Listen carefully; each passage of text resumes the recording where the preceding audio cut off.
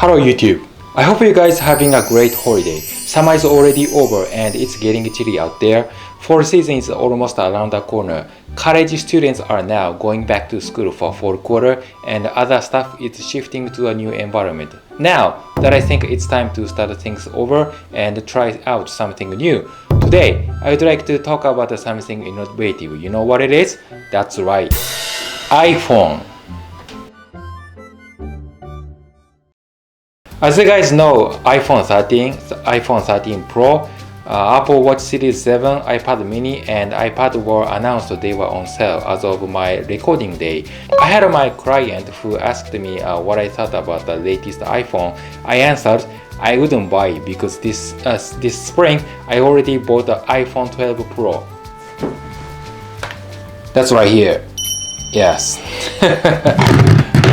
And I used to own my iPhone 10. Yeah, this is 10 out.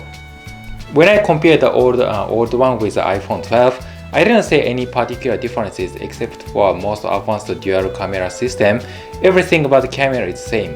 As far as I overview the tech specs about the iPhone 13 in the official website, they seem to be less innovative than I expected, but nonetheless, in Japan, the usage rate for iPhone is still the highest, whereas iPhone is not rarely used as much in Europe.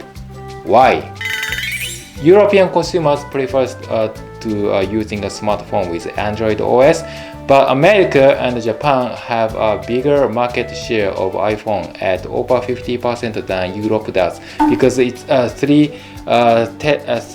big telecommunications companies such as NTT Docomo, SoftBank, and KDDI have made a solid business alliance with Apple Inc.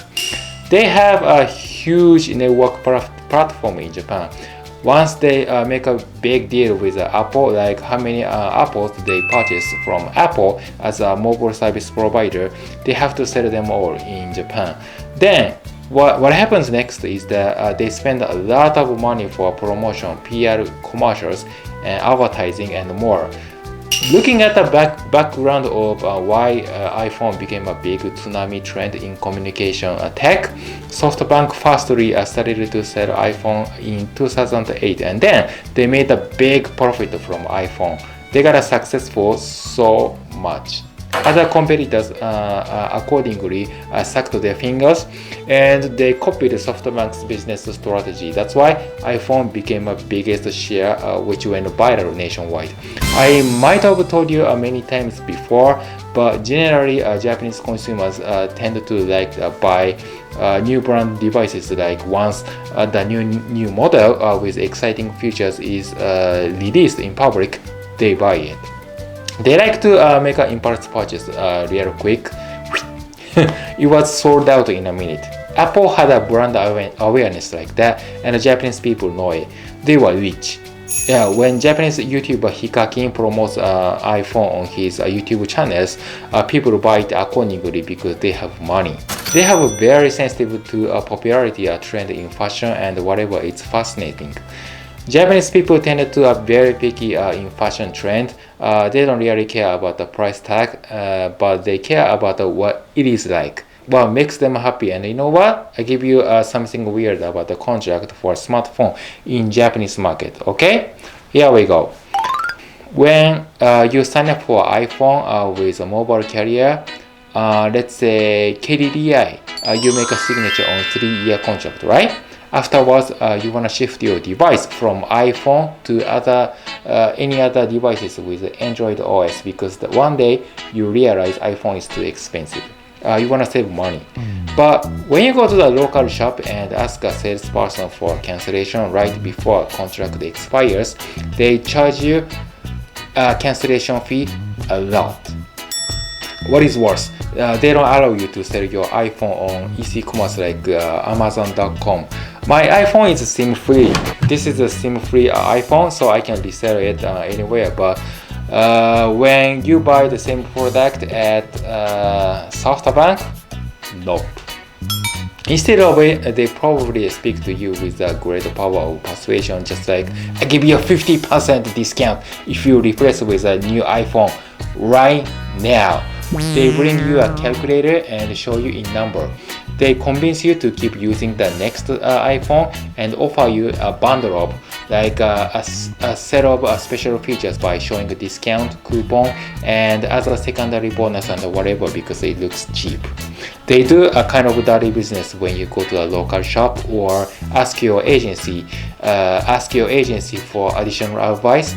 So maybe you wanna keep that in mind before you cancel it. But anyway, iPhone provider like an agency is a kind of sneaky, although iPhone itself is a great device. Let me exaggerate that, okay? The only thing you gotta know about the iPhone is what? It's awesome. However, there are some tips that I don't really like about the functional features in the latest iPhone. Let me share with you. Here we go.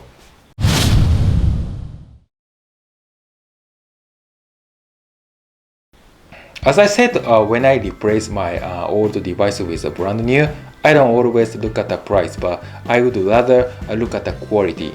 I would have expected Touch ID and USB-C type were supposed to be installed into a new iPhone 13 because I really wanted to log in with my fingerprint. I have to take my mask off or enter a passcode every time I unlock my iPhone. It sucks, right? Yeah, waste of time. That's my disappointment about the new iPhone. Even if a new iPhone has a long battery life, it's not a big deal for me.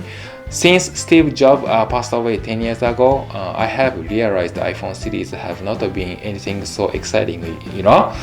I think you have realized the same opinion too. If you are thinking about replacing your iPhone 12 with 13, I don't think that's a good idea for replacement, but if you replace 7 or 8, it's okay. iPhone 12 was released last year and now 13 is on sale. I don't think just 1 year is not enough time to create an innovative device that amaze people many times around. So you might as well wait some more time to see if you can find out innovation. You know, Apple will perhaps hammer out a solution for us. I hope they do.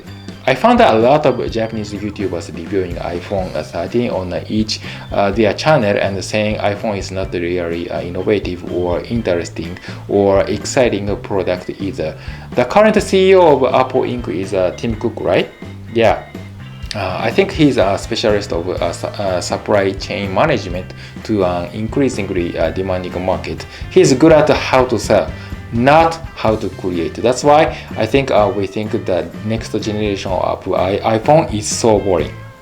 If I assume this hypothesis is correct, I might as well think we should be focusing more on Apple's sales activity and operations instead of quality in order to survive a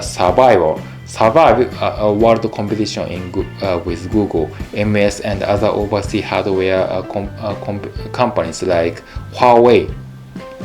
They are also a great competitor. In my opinion, you are more than welcome to love and use whatever phone you want. You love iPhone? Great. You love Android phones? Awesome. You'll have Android even better. Enjoy the phone that you want that makes you happy. I'm not here to disagree with you and tell you otherwise. I spoke ill of iPhone 13 today, but you guys make sure once again I'm iPhone lover. Well, actually, in terms of pricing, surely the original price of iPhone is too expensive when compared to other smartphone with Android OS, which also functions not bad. Suga administration puts on a spotlight in an attempt to regulate and lower price setting of mobile phone fees charged by SoftBank, KDDI, and Docomo in Japan. But now the Suga-san resigned the position of Prime Minister before a domestic election coming up soon. Telecommunication companies so happy with that because they won't have to lower mobile phone fee right away. I have two phones. Yeah, I have two phones. One flip phone and external Wi-Fi router. Totally, I pay 8,000 Japanese yen every month, and two devices costed me 2,000 Japanese yen. Oh, dude. Oh my god, I think I'm stupid of iPhone consumers. I know I don't have to be obsessed with iPhone, but I can't help but to think I need iPhone. Well, to be honest, Android OS Google designed already defeated Apple iOS in world share. People buy an application from Google Play Store. Google takes 30% of royalty from a purchase you made. Google makes easy money. Apple invests in hardware development while Google orders the external vendor to produce hardware and invest in software development because Google calculates software license would be more profitable. In the past, Microsoft went through the same way many times. MS created Windows iOS, right? Many hardware makers like HP, Dell, Lenovo, and Japanese HD hardware maker NEC, Fujitsu too. They all installed Windows OS into their PCs. So overall, I conclude software is gonna be a key factor to make the world better. Think about the automobile, drone, and other similar hardware devices like helicopter. When security software was developed and controlled perfectly, Kobe wouldn't be dead. When older people drove a car installed AI, they would least likely have a car accident, and innocent people wouldn't be dead. I can't help but to think so.